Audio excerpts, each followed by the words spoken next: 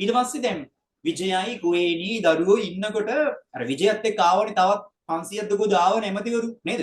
ඒතර ඒ කට්ටිය කිව්වා මේ දැන් ඔයාට මේ පැත්තේ බලය තියෙනවා.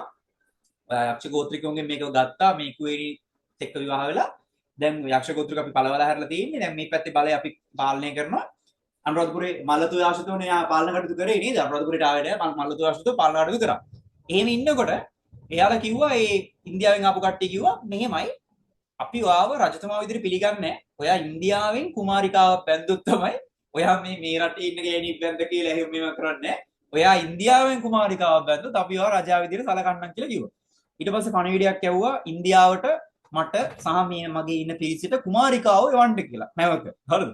ඊට පස්සේ නැවක දාලා ඒ හිටපු සෙට් එකටයි විජයටයි කුමාරිකාව එව්වා. හරිද? අන්න ඒ ඉන්දියාවෙන් ආපු සහ ලංකාවට ඇවිල්ලා හිටපු විජයගේ පිරිස සහ ඒකාන්තාවුන්ගෙන් පැවතෙන පරම්පරාව තමයි කියන පුතේ සිංහල කියලා. ඔයා මම ඉන්දියාවේ ලේ. හරි. එතකොට පොඩි ජිංගිලි විදිස්සක් වුණානේ. මොකද්ද? කුවේණිට බූට් එකක් තිබ්බා. දාර බූට් එකක් තිබ්බා කවුද? විජේ. දරුවෝ දෙන්නත් එක්ක කුවේණි සාප කර කර ගියා. චිත්තහරකට පයිලා චයින කවකොන්තද?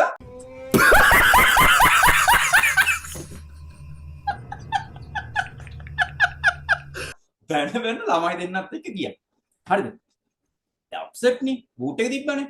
මේ කුවේණි මාමලාටත් විරුද්ධ වෙලා විජයට බලය අරන් දෙන්න මේ උදව් කරා. දැන් මාමලත් නෑ. මාමලත් බඩිනවා. විජයත් නෑ දැන්. හරිද? මාර සීන් එක දැන් කුවේණිට. කුවේණි යනවා ළමයි දෙන්නත් එක්ක. තරහ වෙලා.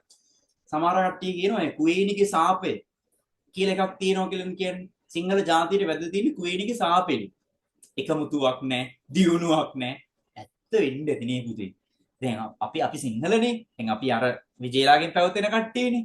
ඒතර කුවේණි සාප කරගොල්ගේ තුකේ චොට්ට ගාචිටම් කරටට බයිලෝකේක වෙන ගිහින් තියෙන්නේ.